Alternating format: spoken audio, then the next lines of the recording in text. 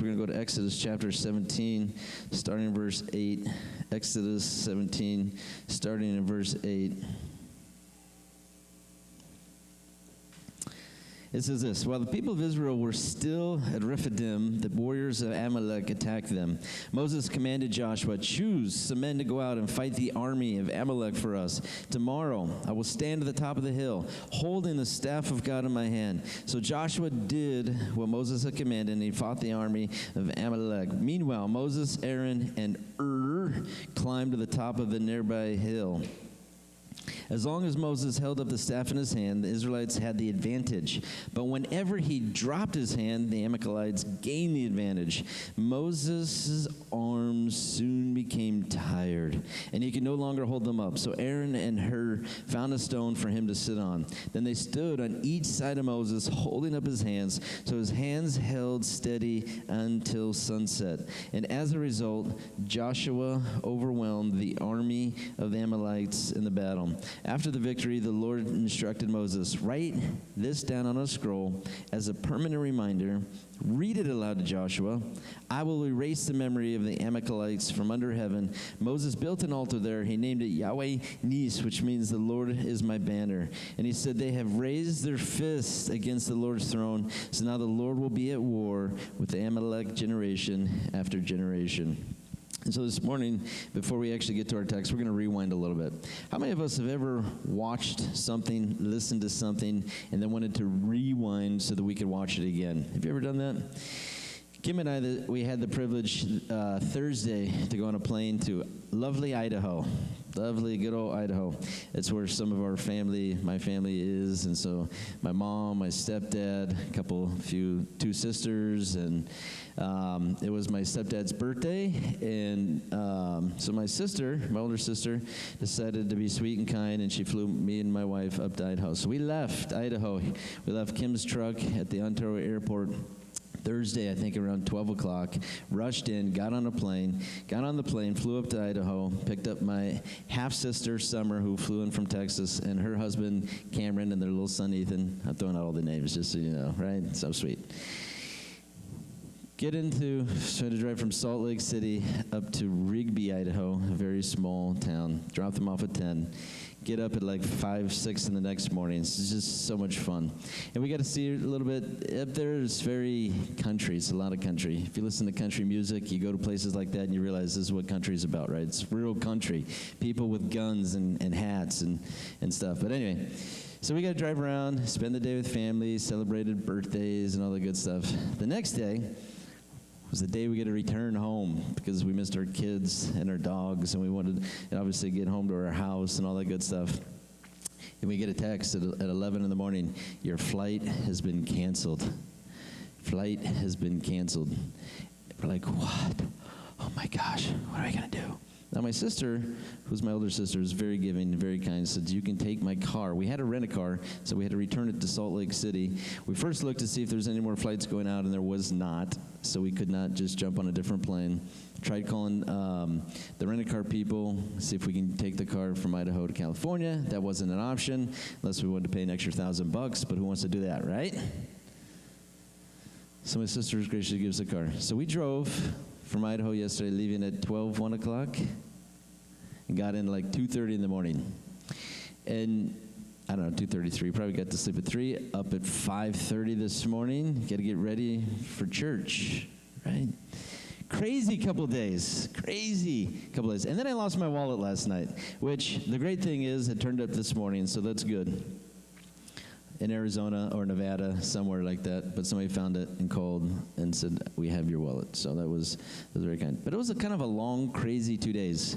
So I kind of painted a picture of mine and my wife's couple days. The last couple days we rewinded a little bit, and it was busy and it was crazy, a little bit tiring. But this morning we're painting a picture of the Jewish community. In the Jewish community, they had the opportunity, they left the land of Canaan to go to Egypt, and they went there because they ran out of food. It's like Walmart running out of food, and so we're going to run to Mekhilah. We're going to hit every store there. They ran out of food in Canaan, so they went to Egypt because they needed food to live. As they got there, they stayed there because there was a young man, part of the family, who became a powerful man in Egypt. But as time passed on, and as Joseph passed on, and generations passed on, the Jewish community was kind of left and kicked to the curb, which none of us like that feeling when we feel like we're kicked to the curb, right? This is a horrible feeling when you're stabbed in the back and kicked to the curb. And so for the Egyptian people, they became slaves. For the Jewish people, they became slaves to the Egyptians. They were forced to work hard. They were forced slave labor, all kinds of horrible things. And God, after 400 years, is a long time. Turn to him and say 400 years is a long time. 400 years is a real long time. God delivers them. He sends signs and plagues to kind of slap Pharaoh on the face, to show Pharaoh, I'm the God, you're not. You're just a guy who may have a name and a title, but you're not the God. And so God was trying to show Pharaoh who he was, but Pharaoh wasn't listening. Just like many people in the world, how many of us know sometimes we don't listen either, right? Even though we don't have a fancy title, but we sometimes don't listen either. And so God sent 10 plagues. And after 10 plagues, the people were freed and they were allowed to leave Egypt. And they get out of Egypt. And we heard last week about the parting of the Red Sea, that God made a way from them where it it was hopeless. It was dark. It was cold. It was frosty. They didn't feel like they had anything and they were going to die. God opened up a sea, and God blew wind to dry the land so they could walk on dry land through the sea. God made a way where it seemed like there was no way. But soon as they got through the Red Sea, what happened next? Well, I'm glad you asked. Exodus 15 says, starting in verse 1, Moses and the people of Israel sang this song to the Lord. I will sing to the Lord. He has triumphed gloriously. He has hurled both horse, rider into the sea. The Lord is my strength, my song. He's given me victory. This is my God, and I will praise him. My Father's God, and I will exalt him. The Lord is a warrior. Yahweh is his name. Pharaoh's chariots and army, he's hurled them into the sea, the finest of Pharaoh's officers, and drowned them in the Red Sea. And so as we rewind, I know I opened with a text, and it was something that happened after this moment, but I wanted to rewind for a minute just to describe part of their journey. They get delivered. They get to pass through the Red Sea. They're singing songs, because how many of us know when we're happy, we're singing songs when we're happy, but now they have depressing songs, so it doesn't matter. If we're depressed, we turn on depressed songs, right? If we're happy, we sing happy songs. Depressed, because we all know, come on, let's admit it, we all have music that when we're happy, sad, depressed, whatever it may be, lonely, we know what it is we want to listen to. But the Jewish community here, they're singing a song of deliverance. God is a warrior. God is mighty. They just saw water move back. They saw dry land, and they were able to walk through it. As soon as they walked through it, they saw 600 people drowned in a sea. Something that is remarkable, unbelievable. It's a great miracle. And so they're singing a song of deliverance. Everything that they go through along the way, what did God say to them? Write it down, remember. Write it down, remember. I don't know how many times I forget things over and over and over again because I didn't write it down, because I didn't put it somewhere where I would remember, right? God, humanity, one of our great and wonderful characteristics of us is sometimes just things are easy to forget. They're singing a song of deliverance. And as soon as they sing a song of deliverance, they start traveling for a couple days. They travel for a couple days, and you know what they did a couple days later? Moses led the people of Israel away from the Red Sea. As they moved into the desert of Shur, they traveled the desert for 3 days. Turn to your neighbor and say, 3 days, without finding any water. When they came to the oasis of Marah, the water was too bitter to drink. So they called this place Marah, which means bitter. The people complained, and they turned against Moses. What are we going to drink? They demanded. Moses cried out to the Lord for help, and the Lord showed him a piece of wood. Moses threw it in the water, and this made the water good to drink. It was there at Marah that the Lord set before them the following decree as a standard to test their faithfulness to him. So remember, 3 days days previous, they're singing songs and they're dancing and they're happy. God is so good. God is a warrior. God is amazing. He's provided. He's protected. And then 3 days later, they're sitting there and they're thirsty. The text didn't say that they went to God. They didn't pray and say, God, help us find water. They traveled for 3 days. They stopped, and what did they do? They started complaining to Moses. They wanted to hurt Moses. Why? Because the water that they found after traveling for 3 days, it was bitter. It was bitter. Anger, disappointment, treated unfairly, resentment. No matter what they experienced 3 days before, it's all forgotten. It's forgotten. 3 days. 3 short days. Everything that God just did at the Red Sea, they forgot 3 days later. Just 3 days. And sometimes we can relate with this because how many times maybe we're waiting for something, hoping for something, and it arrives, and it's similar, but it's not exactly what we hoped for. We ordered something on Amazon, the package shows up on the doorstep, but when we open it, similar, but it's not what we hoped for. They found water. They found it. There it is. But you know what? The water was bitter. It was undrinkable. And I wonder if we pause for a second, if the bitterness of the water was a reflection still of what their heart was feeling and experiencing. Because how many of them, even though they were freed from the Egyptians, even though their neighbors gave them gold and silver on the way out, even though they walked and traveled and saw the Red Sea part, I wonder still how many of them were still a little bitter they left. Still bitter they had to leave their home. Still bitter, even though they were a slave, even though they had chains, even though they had shackles. Hey, they put some color on those suckers. They were a little designer, you know. They got some, the things to make them look nice. They got used to the comfortability of being a slave and being told what to do. It's kind of like a friend I had one time. And this friend, he was kind of like our bodyguard and friend when we were teenagers, and so everywhere we went, he protected us. And he used to be in and out of prison. And one time I asked him, I said, man, why do you do it? He goes, it's just so easy in there. I'm told when I can go to the bathroom, when to eat. And so he would go in prison, he'd get out, and when he got bored, he'd get in trouble so that he can go back. It's kind of similar to our nature as human beings. Sometimes when boredom sets in and when we just don't know what to do, sometimes we just want to go back. Revelation 8:10 says, a third of the angels blew his trumpet, and a great star fell from the sky, burning like a torch. It fell on 1/3 of the rivers and the springs of water. The name of the star was Bitterness, and it made 1/3 of the water bitter. And many people died from drinking the bitter water.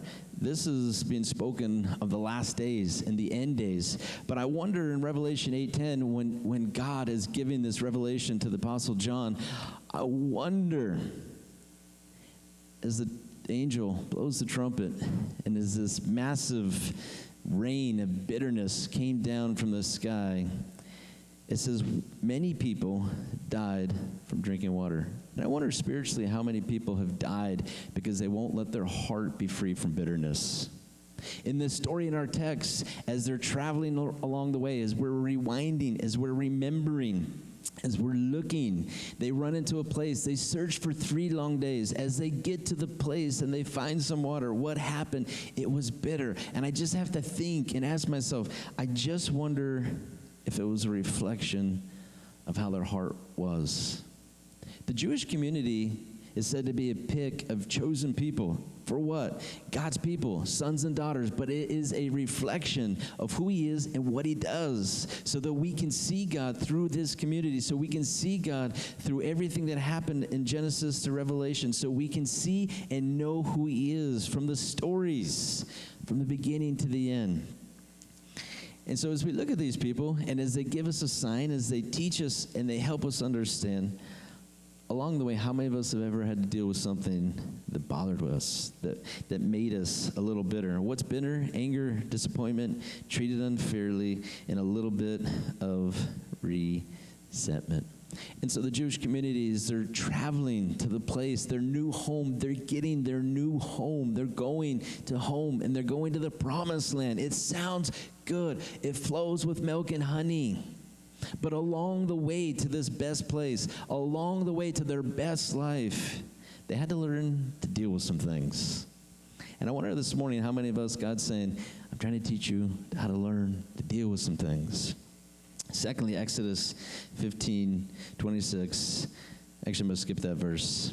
We're going to go on to the next part of the story, Exodus 16, verse 1. It says, the whole community of Israel set out from Elim and journeyed into the wilderness to the place of sin, between Elim and Mount Sinai. They arrived there on the 15th day of the second month, 1 month after leaving the land of Egypt. There, too, the whole community of Israel complained about Moses and Aaron. If only the Lord had killed us back in Egypt. There, the whole community of Israel complained about Moses and Aaron. If only the Lord had killed us back in Egypt. They moaned. There they sat around pots filled with, in Egypt, we sat around with pots filled with meat and ate all the bread that we wanted. But you brought us into the wilderness to starve us to death. And the Lord said to Moses, look, I'm going to rain down food from heaven for you. Each day the people can go out, pick up as much food as they need for that day. I will test them to see whether or not they will follow my instructions. And on the 6th day they will gather food, and when they prepare it, there will be twice as much as usual. So Moses and Aaron said to all the people of Israel, by evening you will realize it was the Lord who brought you out of the land of Egypt. I'm going to go to that one next.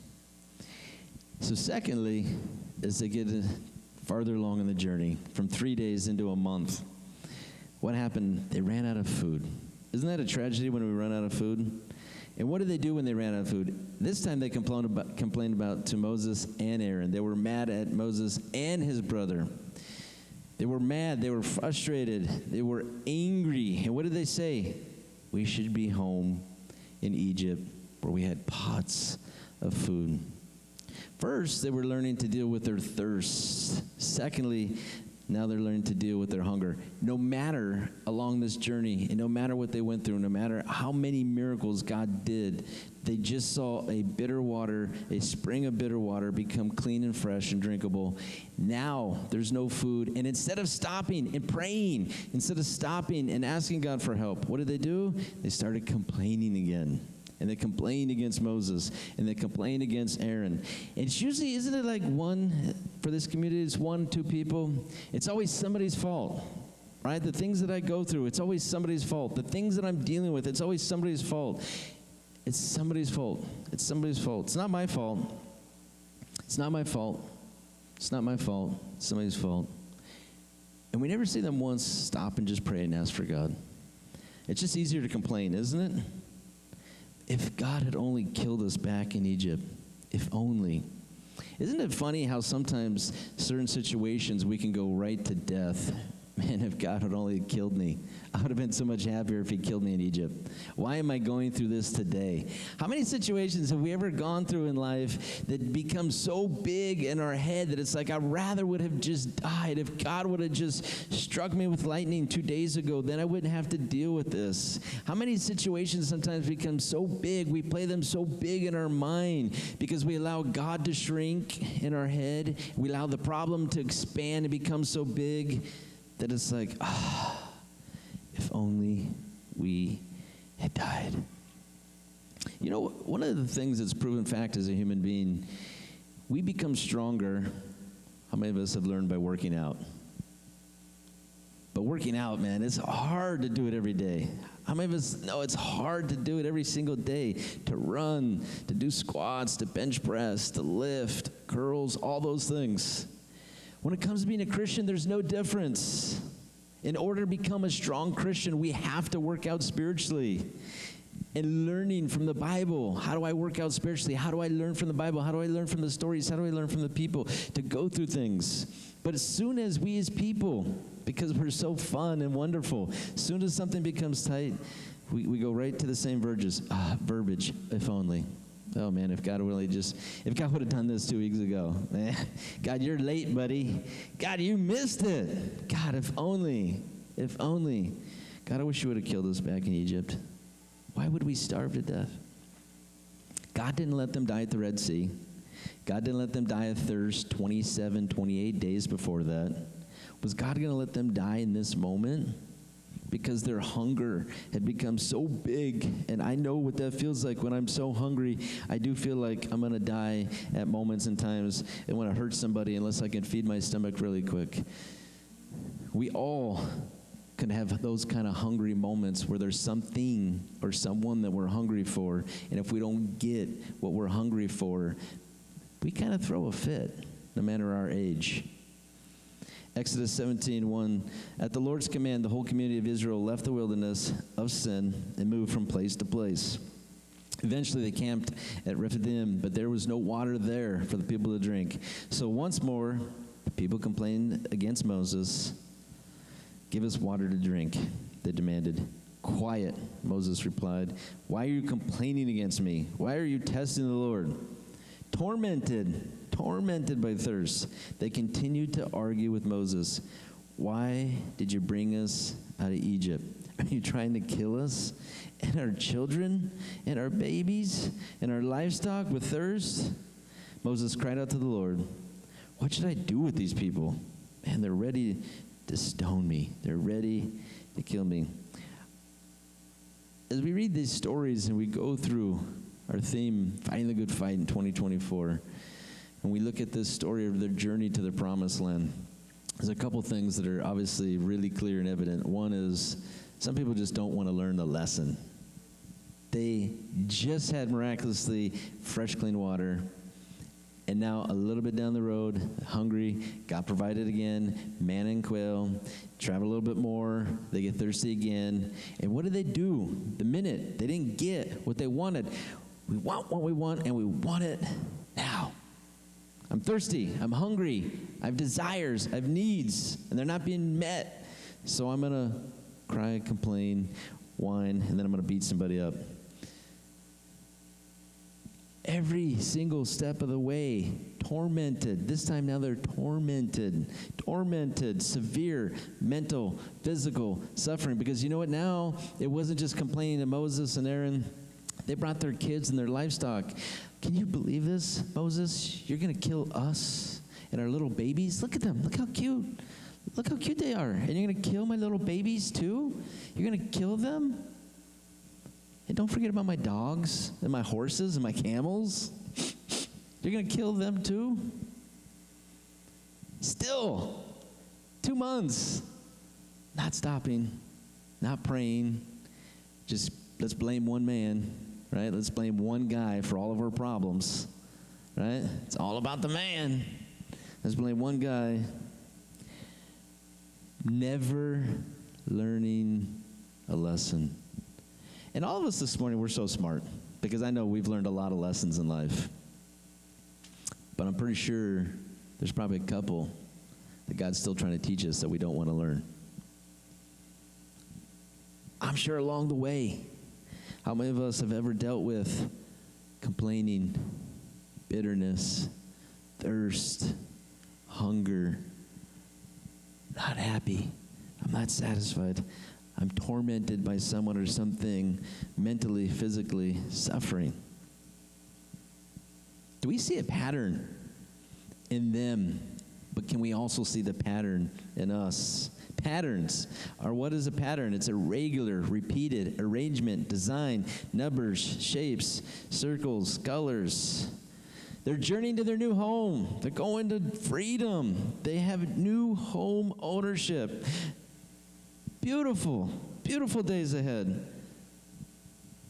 But no matter along the way what was ahead, they wanted to complain every single day. If you were to look up complain in the dictionary, it means to express dissatisfaction, annoyance about something, the state of our own suffering. Complaining is to validate our feelings. For some people, complaining makes them feel like it brings connection to feel better. For people who complain a lot, we feel like we get a short-term reward. Or sometimes complaining can give a feeling superior to those around us because we want to seek out and destroy what we see as a threat. Google, complaining. And this happened a couple years back, but I'm pretty sure complaining still happens today. And I'm pretty sure that complaining, why they complained then, same reason why we complain today. Repeatedly. Do you know if you complain repeatedly, it rewires your brain? To make complaints today, it rewires your brain to think about complaints in the future you're going to make. Over time, your brain will automatically become more negative, and you push out being positive. It becomes a default behavior, and it changes how every single person perceives you. Complaining, bitterness. I wonder what damage we do to ourselves because we just take our eyes off the wrong direction, where we're headed, what we're supposed to be doing, and instead of looking to where we should be going, just like the Jewish community, let's complain about what's in front of us because we're not getting something in the second and in the moment that we want to need. Is their journey so different than our journey? Is their story so different than our story? Is humanity, we haven't evolved. Some people say we were monkeys back in the day. I don't think so. It's not a cousin of mine. I'm not going to claim that, right? But I don't think we evolved from that to this, and we're going to evolve into something, even more weirder later. Humanity is the same from day one to now. Look at the feelings, look at the emotions from day one. We haven't changed. When tragedy, when hard time, when circumstances, when boredom sets in, things they did, we still do today. This is 6,000 years ago, and we're still doing the exact same thing. It's like clothes trends. How many of us know that they say clothes trends kind of circle around, they come back around? Our emotions, our attitudes, our thought life, it's the same thing. What does it do? It circles around. It circles around. Why? Because sometimes the patterns that people went through in the past, we've not allowed them to teach us for our present moments and for the future. What do we learn from their journey? What do we understand? Well, number one, maybe we should learn to watch our complaints. Number one, let's learn to watch our complaints. Apostle Paul, speaking to the Philippines, he said, do everything without complaining and arguing. Now, interestingly, Paul didn't say, you should learn to do a couple things without complaining and arguing. Paul says it's a good idea to do everything without complaining and arguing. Why? Why would we not complain and argue? Because he says if you don't complain and argue, no one will ever be able to criticize you. You'll live a clean, innocent life, children of God, shining like a bright light in a world full of crooked and perverse people. 2,000 years ago, I can't even imagine, our beautiful town, Hemet, is full of beautiful and wonderful people, and I can't imagine Paul writing this 2,000 years ago when he says it's a world full of crooked and perverse people. I can't see it. When we live in Hemet, I don't know if you can see it, but I can't see it because where we live, it's so perfect, right? People, we haven't changed, and this is 2,000 years ago. They were wicked, and they were corrupt, and they were perverse. They had a problem complaining, just like we have a problem complaining today. Why should we stop complaining? One, it damages ourselves. It damages you. When you complain and when you argue, let's drop out arguing, because arguing is fun. I like to argue, so let's just drop off that out of the equation. Let's just stick with complaining, right? Do everything without complaining. Complaining is bad for us. Have you ever thought, I wonder what people think about me? Have you ever thought what people, I wonder what people are going to say about me. If I do this, if I say this, what are they going to say? What are we going to do? Man, if I look stupid, if I fall and stumble, if I do this, what are people going to say? Paul says if you want to avoid being worried about what people think, stop complaining. Have a good attitude. If you stop complaining and have a good attitude, people can't find anything to criticize about you. Learning to control our complaints. Number 2, learning to control our hunger. How many of us are hungry right now? How many of us maybe skipped breakfast? Maybe we had a coffee, so it subdued us a little bit. But now that hunger is starting to circle back around, and so our stomachs are starting to talk, and their stomach is saying, you know what you want for lunch? You know what sounds good right now? The donuts are almost gone, but you don't want those anyway. This is what you would like today. We are designed to be hungry people.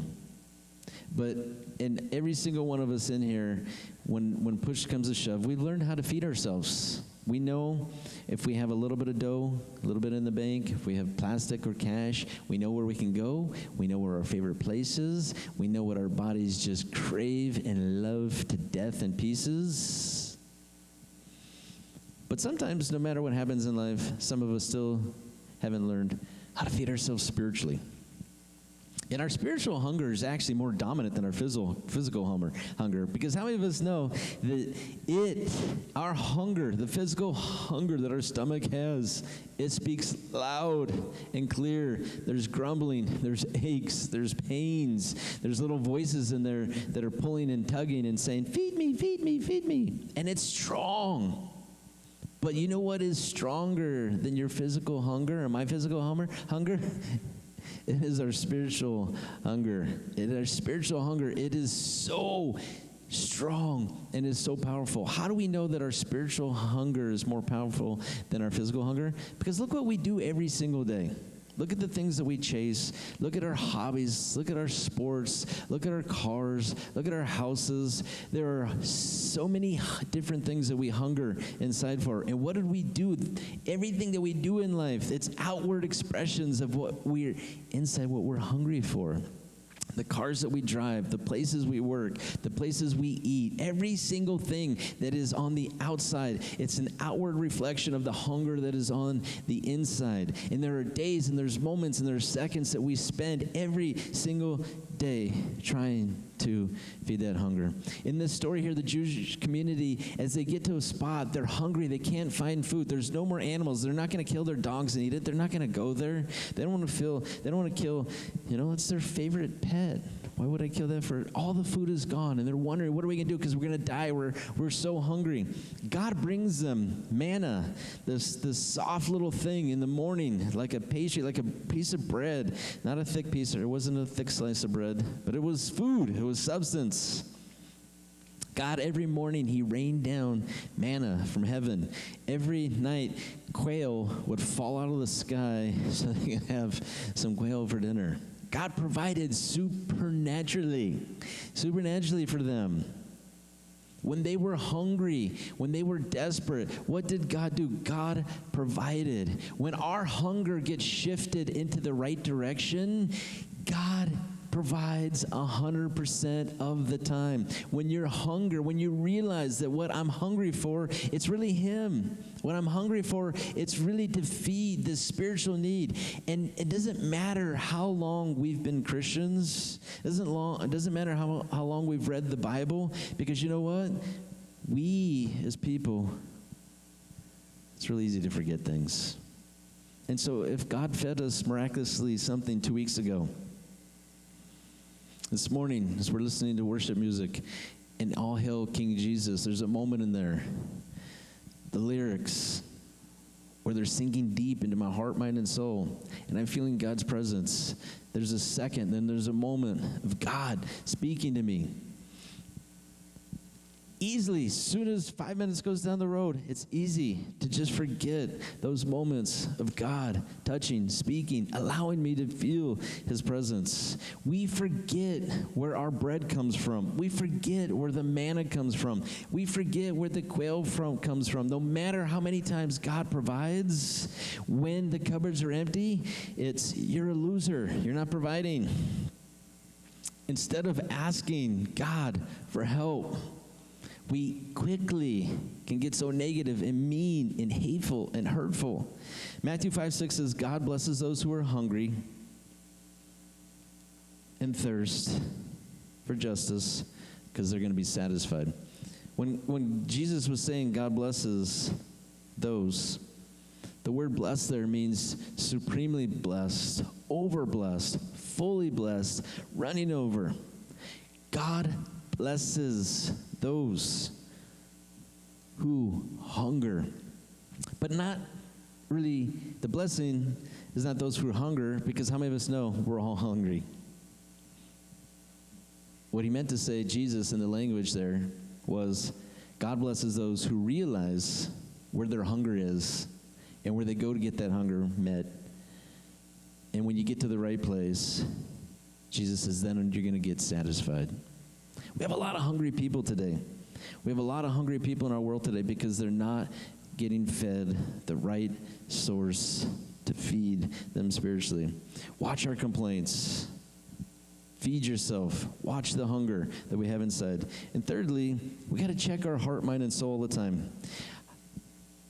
Sometimes one of the hardest things to do in the world is to admit you're wrong, to say you're sorry. It's my fault. I was wrong. Sometimes when we deal with sin, when our heart tells us, I'm always right, I'm never wrong, I'm perfect, I'm always right, we will never, ever need a Savior if we don't ever see the sin that we have. Jesus told a story one time. 2 people went to pray. One guy said, God, I thank you. I'm wealthy. I've got nice clothes. I got a nice car outside. I'm going to go back out and hop on that donkey. But I've got all this nice stuff. And he said, God, thank you. And he's sitting there praying. He says, I thank you. I'm not like that homeless guy, that little weirdo over there. All of his prayers were about how blessed he was with all the stuff in the external. And then there was another guy at the temple praying, and he says, God, forgive me. I'm a sinner. He says the guy couldn't even look up to heaven because he really was in touch with how much sin he had in his life. And yes, there are people in this world that sin more than others. Yes, there are people who do more wrongs than others. There's people who just commit things that are horrible and disgusting. And all the while, we love to point them out. We like to point out other people's sins and mistakes because we never like to point out our own. But Jesus said the man who looked up to heaven or could not look up to heaven was the man who went home justified. Life, one of the things, and what the Jewish community had a hard time with, is realizing if I don't see my sin, then I don't need a Savior. If I see my sin, then I absolutely, most definitely understand that I need a Savior. From the very beginning of time, we're all born broken. We're all born with this sin that's in place inside of all of us. And the minute you awaken to understand, I have sin, we have sin, and it has to be dealt with. And it was dealt with. Jesus on the cross, he dealt with it. But we look at it 2 ways every single day. One humbly, or the other is with pride in our heart. Humbly says, God, forgive me, and thank you for another day. Pride says, man, I can't wait to go out and just do whatever I want to do and put people down. You know, the thing is, sometimes when we have pride in our heart, we don't realize how we treat other people. When we have pride in our heart, when we have pride in our mind, when we have pride in ourselves, when we just think that we're better and we're gooder than everyone else, when life just seems to be going so well, sometimes we don't realize that pride has built up and we treat people differently because we don't ever look in the mirror. Sorry, pausing for a coffee break real quick. We don't ever, ever, ever look in the mirror. The Jewish community, they never once would stop. Say, maybe what we're going through, maybe we should just stop and pray. They didn't stop. What did they do? They just continued to complain and get bitter and tormented.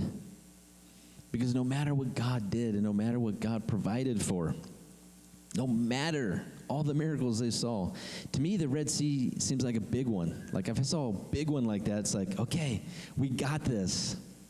But they forgot it 3 days later when they were thirsty. And then they forgot it again 27 days later. Because there's certain things we don't want to learn along the way. And one of the things we don't learn along the way is, how do I live with a humble heart? Jesus said the humble people get to inherit the earth. Why do the humble people inherit the earth? Because the Bible says at the end, there's going to be a fire. You know, in the beginning, there was a flood. How many of us remember the story of Noah? There was a story of Noah. He built the boat. Him and his family and his kids and the animals survived. But everyone else died because they didn't want to get on the boat. Noah was the only one who wanted to get on the boat. He built it. It was beautiful, 450 feet long. But it says that God destroyed and judged the earth because of sin and wickedness. And the only people who wanted to do right got on the boat. Everyone else who wanted to continue to do bad things, we're going to party like this till it's 1999, right? We already passed that, but we're going to keep on keeping on. They suffered and died. And God said there's going to be a second unfortunate judgment, this time the world with fire, which could be nuclear judgment. It could be somebody, multiple people, pushing buttons that causes nuclear bombs to go off everywhere. We don't know how, where, and when, but it says it's going to end with fire. But God says, then I'm going to bring a new heaven down to earth. Humble get to inherit the earth because it's only the humble people that are going to be there in the end. It's only the humble people who are going to be there in the end. How do I know if I'm humble? Easy. Do you point out other people's sin, or do you ask for forgiveness on your own? And if you constantly point out other people's sin and never ask for forgiveness of your own, that probably means you're not very humble. Humble people will inherit and live and continue into eternity. Prideful people, God says, I oppose the proud, but I give grace to the humble. And you know what I did this morning, in case you didn't realize it? I started with a text, an opening text, and I haven't even talked about that yet. Because I wanted to rewind, and I wanted to give a picture of every single thing that they were going through. Every single thing that they were going through in this part of the journey, which led up to our opening text, which was Exodus 17, starting in verse 8. While the people of Israel were still at Rephidim, the warriors of Amalek attacked them. And Moses commanded Joshua, choose some men to go out and fight the Amalek for us. Tomorrow I will stand at the top of the hill holding the staff of God in my hand. Joshua did what Moses had commanded, and he fought the army of Amalek. Meanwhile, Moses, Aaron, and Hur climbed to the top of a nearby hill. As long as Moses held up the staff in his hand, the Israelites had the advantage. But whenever he dropped his hand, the Amalekites gained the advantage. And Moses' arms soon became tired, and he could no longer hold them up. And Aaron and Hur found a stone for him to sit on. They stood on each side of Moses, holding up his hands. And so his hands held steady until sunset. And as a result, Joshua overwhelmed the army of Amalek. Our theme for 2024 has been fight the good fight, fighting the good fight, fighting the good fight. This is something that Apostle Paul said to Timothy. 1 Timothy 6:12, fight the good fight for the true faith. And when he said that, if you read that, fight the fight for the true faith, you may think in your mind, we may think he's just talking about believing in God. That Paul, when he was speaking that to Timothy, we probably think he just was speaking, we should fight to believe in God. But that's not all that he was speaking about. Apostle Paul was saying to Timothy, listen, God has a treasure chest full of blessings for every single person who calls on his name. He says to Timothy, fight the good fight for the true faith, meaning you need to fight to be a Christian. You need to fight to hold on to your faith. But also, you need to fight for everything good that God has for you. Also symbolizing our journey in the Old Testament, the Jewish people, they were given a land with milk and honey, a house with a white picket fence. It was 2 stories. It was beautiful. It was gorgeous. But there was only one problem. They had to kick out the people living in there. They had to fight to take what was promised to them. And sometimes what we don't get and understand as believers, and even as Paul said this, if you look in the original language, he was saying, God has so many things for every one of us. We're just not willing to fight for it. That's why you have to fight the good fight daily to go after every blessing God has for you. Why is there so many wars in the Old Testament? We hear this. People complain, God's so mean. He's so rough. There were so wars. We're still fighting today. We haven't stopped fighting, right? How many of us, do we still see wars happen today? Do we still see fights happen at school? Do we still hear men and women having arguments with one another? We have not learned to stop fighting all the time from the beginning until today. I don't think it's God's problem. Maybe it's our problem. Maybe it's our problem. Why? Because instead of fighting for his blessings, we just get stuck in the distractions of this life. Instead of fighting and going after the promise of something better, the promise of something bigger and greater than what God has for us, we do exactly what the Jewish community did. We just fall back. Doesn't mean we fall back into sin. We just fall back and complain. Because we need to redeem ourselves. We need to redeem our feelings. We need to redeem what we're thinking and feeling. So our text this morning, my opening text, and I just read it again, it says that the Amalekites came and they attacked the Jewish people. And I'm sure many of us have felt just like they did. I'm behaving myself. I'm being a good boy and a good girl right now. And then all of a sudden, I'm just attacked. All hell is being unleashed and coming against me. These people came after the Jewish people. They were fighting them. But there was one guy, the one guy they complained about all the time, named Moses. When he stood and when he held up the staff that God had given to him, it says they were winning. But Moses got tired. Because how many of us know it's hard to stand all day? And have your hand up. Has got a question? Does Beanie got a question? He had his hand up with the staff all day long to where he couldn't do it on his own. So what happened? Moses had two brothers there to help. They first got him a seat on a stone. There was no cushions provided, so he had to sit on a rock, but at least he was sitting. And then it says that they held up his hands. No matter what we're going through, and no matter what we're going to continue to go through, no matter what we're going to go after in life, because of our thirst, because of our hunger, life is absolutely about a couple things. And that first one is, and is super important, is again, learning to look at life humbly. And secondly, like Moses, learning, I need my friends, I need my brothers to stand with me, to fight with me. God has something good for us. God has something big for us. But we got to fight together. Instead against one another, let's fight together. Let's fight together to go after all that God has. It took Moses and it took two friends to hold his arm so that they can win the battle. God has people in our lives, and it's usually not the people that we like. It's usually the people we don't like. Jesus, when he was here, I loved his words. He says, listen, stop being nice to your friends. Be nice to your enemies. Stop. Why do we greet only our friends? Why do we give gifts only to the people that we like? Jesus said, if you want to be perfect, go and give to the people you hate. Be nice to the people that you don't like. He says, then you will have a reward in heaven. There's people in your life that actually are meant to give you strength, but instead of giving you strength, they're giving you weakness. There's people that God sends every single day and sometimes every single week into our lives, and instead of accepting them for the reason that God brings them into our lives, sometimes we reject them, and in rejecting them, we're rejecting the strength that God gives us. Moses stood and he fought by standing for his people. Who's God asking you to stand for today? Who's God asking you to stand and fight for this week? Sometimes as parents, it's our kids because they live in a weird world just like us.